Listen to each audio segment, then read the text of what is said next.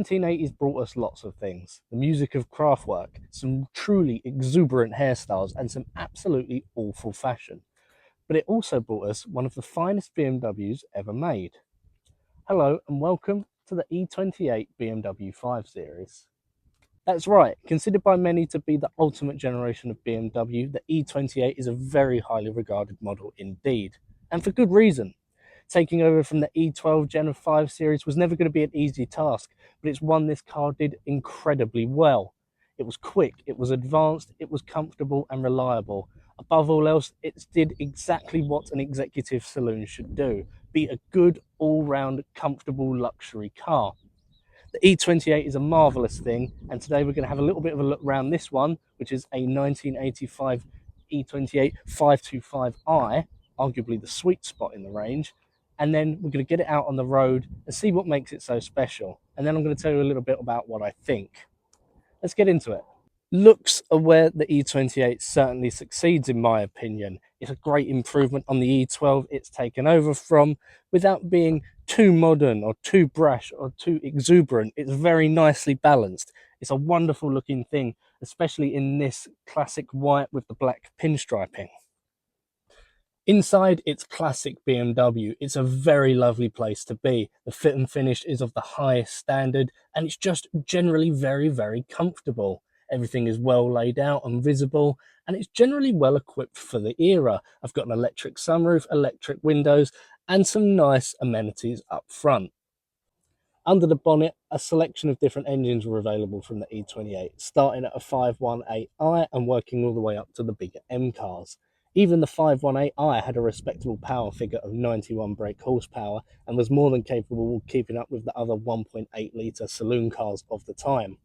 This being a 2.5 litre 525i, it has that little bit more power and that lovely 6-cylinder soundtrack. It's not obnoxious, it's not brash, but it is powerful and it will get you along the road very nicely and very comfortably indeed, especially paired with this, an automatic gearbox. So, with all that being said, I guess the only thing left to do is get it out on the road.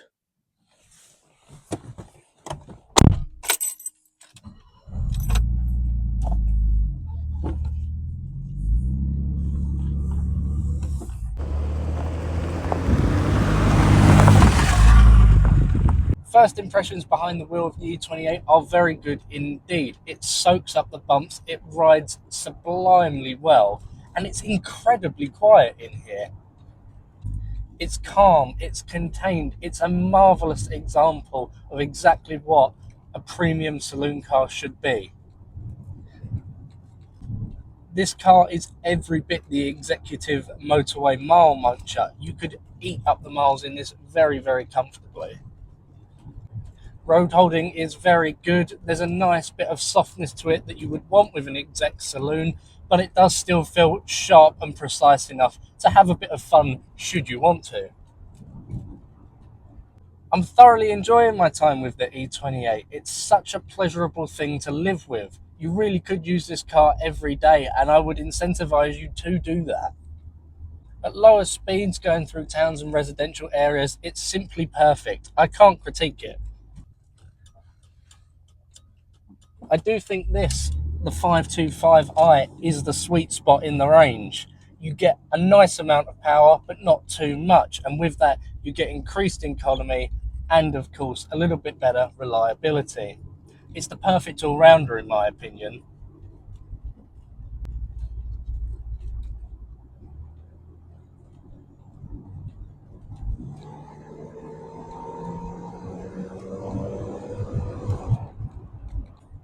There is a nice amount of pickup when you have a bit of fun with your right foot. It's not the fastest, don't get me wrong, but it delivers its power in a very subtle and sedate way. I'm impressed.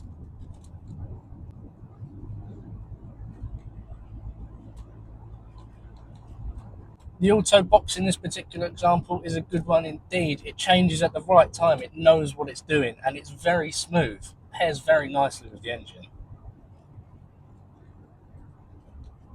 So, what do I think of the E28 Generation 5 series, specifically this, the 525i? Well, I love it, and I think it really is the sweet spot in the E28 range. the 525i, you have a good level of power with a nice amount of economy reliability. It's not obnoxious or brash, it's a very usable thing. And with this being a 1985 model, it will soon be exempt from congestion charge, ULEZ, MOT and tax. This is a prime candidate for a usable everyday classic car. Thank you very much for watching. I do hope you've enjoyed, and please remember, if you have a classic car to sell, get in touch with us at classiccarbuyer.co.uk. We'd love to hear from you. Bye bye.